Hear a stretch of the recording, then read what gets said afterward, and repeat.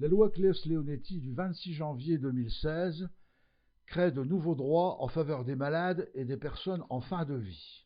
C'est le refus de l'obstination déraisonnable qui est mis en avant, les actes de prévention, d'investigation, de traitements et de soins inutiles, disproportionnés et n'ayant d'autre effet que le maintien artificiel de la vie ne doivent pas être poursuivis ni mis en œuvre.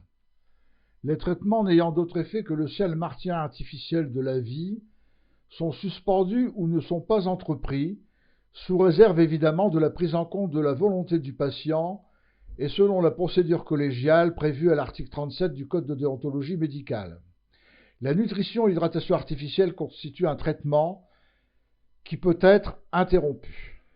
Si le patient est conscient et demande de suspendre ou ne pas entreprendre les traitements n'ayant d'autre effet que le maintien artificiel de sa vie, le médecin doit respecter sa volonté et lui assurer une prise en charge palliative. S'il demande d'éviter toute souffrance et de ne pas prolonger inutilement sa vie, le médecin doit, lorsqu'il y a souffrance réfractaire au traitement, lorsque la décision d'arrêt de traitement engage le pronostic vital à court terme, arrêter les traitements de maintien en vie et mettre en œuvre une sédation profonde et continue associée à une analgésie jusqu'au décès. Si le patient est inconscient, le médecin qui décide de suspendre ou de ne pas entreprendre les traitements n'ayant d'autre effet que le maintien artificiel de la vie, soit par refus d'obstination déraisonnable, ou au vu des directives anticipées qui s'imposent à lui, ou encore à la demande de la personne de confiance, de la famille ou des proches, doit respecter la procédure collégiale inscrite à l'article 37 du Code de déontologie médicale et doit mettre en œuvre une sédation profonde continue associée à une analgésie. Toutes ces procédures doivent être inscrites dans le dossier médical. Mise en œuvre de la procédure collégiale.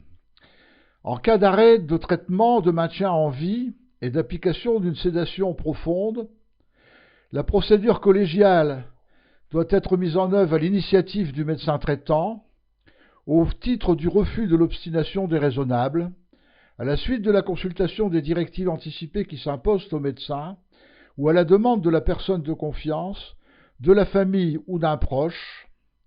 À l'issue de cette concertation, permise par la procédure collégiale, la décision motivée doit être inscrite dans le dossier médical. Les soins palliatifs et d'accompagnement sont des soins actifs et continus prodigués par une équipe pluridisciplinaire, soit en institution hospitalière, soit à domicile.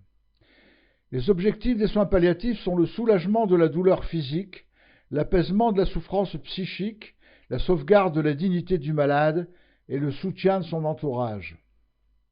Ils sont limités par la possibilité pour le malade de refuser toute investigation ou thérapeutique.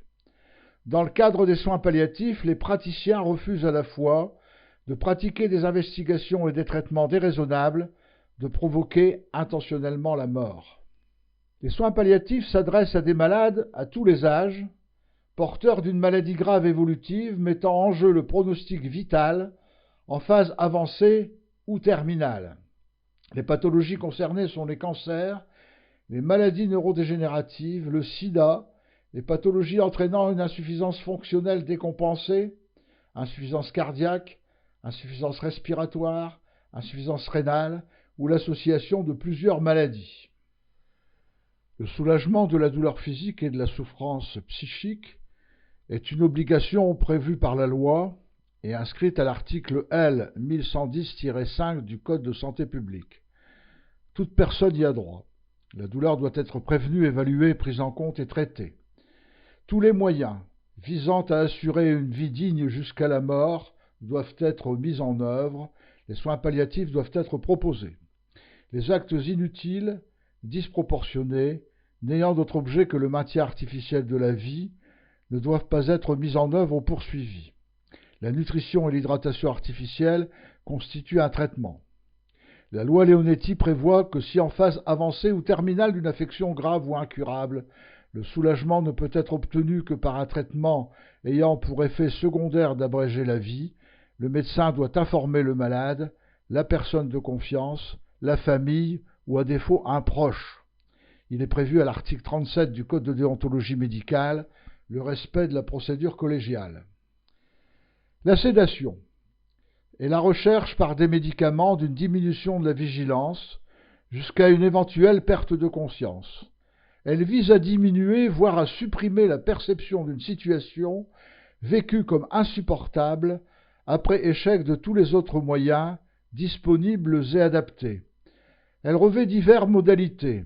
Elle peut être intermittente, transitoire, continue. Le médicament recommandé en première intention est le midazolam. Dans la réalité, il y a absence de consensus sur la définition de la sédation. Les terminologies variées sont utilisées. On peut parler de sédation palliative, de sédation terminale, de sédation compassionnelle, de sédation de répit, de sédation pour détresse, de sédation en fin de vie. Tout cela montre une hétérogénéité des pratiques. La sédation continue jusqu'au décès a-t-elle pour objectif le soulagement du patient? Ne s'agit-il pas plutôt de soulager l'entourage, voire de précipiter le décès? Comment trouver du sens alors que le patient ne peut communiquer? Comment évaluer son soulagement? N'y a-t-il pas un risque de désintérêt des soignants et de conduite d'abandon? Ne s'agit-il pas en réalité d'une euthanasie déguisée? Comment savoir si la situation de prise de décision a évolué? Toutes ces questions se posent. La sédation en phase terminale revêt en pratique deux situations. Une situation de risque vital immédiat, hémorragie cataclysmique, asphyxie aiguë. La sédation soulage de la pénibilité et de l'effroi, mais il y a un risque de double effet, c'est-à-dire de provoquer la mort plus rapidement. Les symptômes réfractaires constituent une deuxième situation en pratique. Tout symptôme dont la perception par le patient est insupportable et ne peut être soulagé par des protocoles adaptés, ne compromettant pas la conscience, sont des symptômes réfractaires. La sédation hors phase terminale. 3 circonstances. En cas de symptômes réfractaires, par exemple douleur lors des soins, la sédation de courte durée sera réalisée par le midazolam. Autre circonstance, décision de limitation ou d'arrêt de traitement. La loi Leonetti, l'article 37 du Code de déontologie médicale s'applique et on met en œuvre des traitements antalgiques et sédatifs. Troisième circonstance, détresse émotionnelle, psychologique ou détresse existentielle qui sont réfractaires à une prise en charge adaptée. La sédation à domicile est possible sous certaines conditions. Le personnel soignant doit être compétent en soins palliatifs, prévenu, joignable. Le médicament doit être disponible. C'est le cas si le patient est en hospitalisation à domicile, sinon il faut se le procurer à la pharmacie hospitalière. Le médecin doit être disponible et pouvoir effectuer des visites régulières. Le suivi infirmier doit être régulier, médecins et infirmiers doivent être joignables en permanence. Enfin, il doit y avoir accord et présence continue de l'entourage. Si l'une de ces conditions n'est pas remplie, il faut assurer le transfert en milieu hospitalier adapté. Euthanasie et suicide assisté.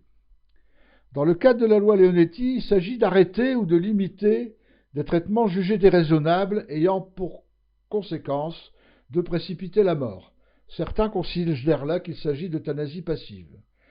Dans l'euthanasie active, l'acte d'euthanasie est pratiqué par un tiers, mettant intentionnellement fin à la vie d'une personne atteinte d'une maladie grave et incurable à sa demande. Il s'agit donc d'une euthanasie volontaire. Si l'euthanasie est pratiquée sans que la personne en ait fait la demande, il s'agit d'un crime. Dans le cas du suicide assisté, il est fourni aux personnes qui en font la demande les moyens de mettre fin elles-mêmes à leur jour.